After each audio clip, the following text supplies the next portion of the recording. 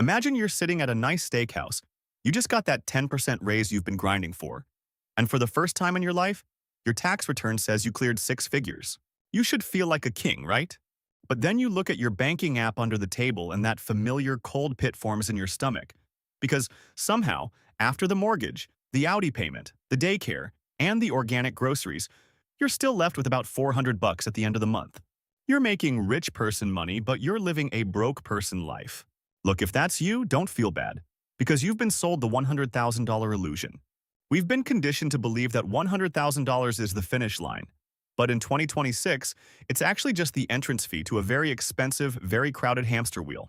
Here's the thing. The middle class isn't just struggling. It's being systematically liquidated, and most people are too busy scrolling through Zillow to notice their pockets have holes in them. See, the middle class used to mean a house, 2 cars, 3 kids, and a pension on a single salary. Now, that same lifestyle requires a household income of nearly $250,000 in most major cities. When we talk about inflation, we usually think about eggs and milk. But the real killer is lifestyle inflation, or what economists call the Duesenberry effect. It's the psychological trap where your consumption isn't based on what you need, but on what the people around you are doing. You get the raise, so you move into the neighborhood where everyone has a manicured lawn and a $1,000 a month SUV. Suddenly, your high salary is being devoured by high expectations. You aren't buying a house. You're buying a ticket to a social competition you can't win.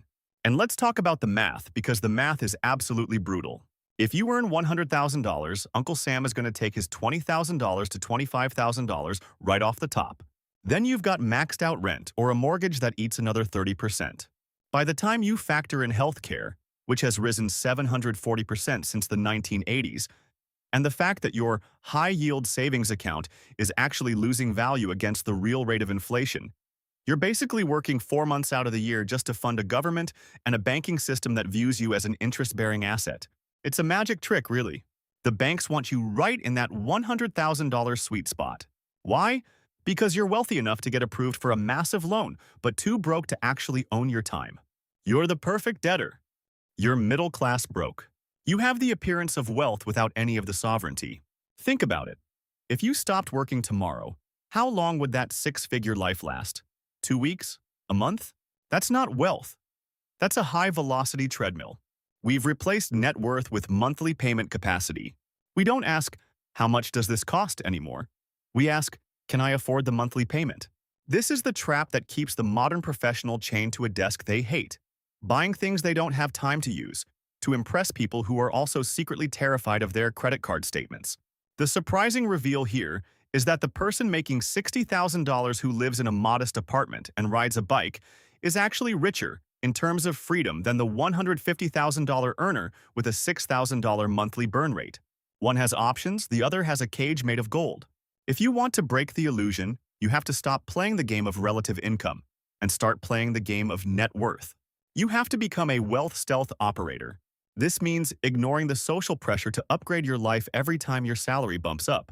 It means realizing that a $100,000 salary in 2026 is actually the equivalent of making about $45,000 in the 1990s once you adjust for the explosion in housing and education costs. You aren't failing. The yardstick just got longer.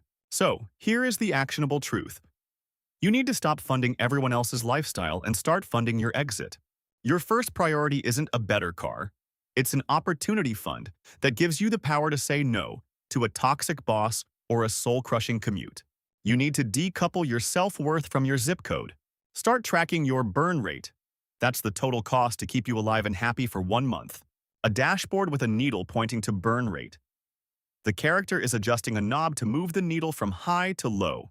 Look, the system is designed to keep you right where you are. Productive enough to keep the gears turning, but desperate enough to never leave. But once you see the illusion for what it is, it loses its power over you. You don't need a $500,000 house to be happy.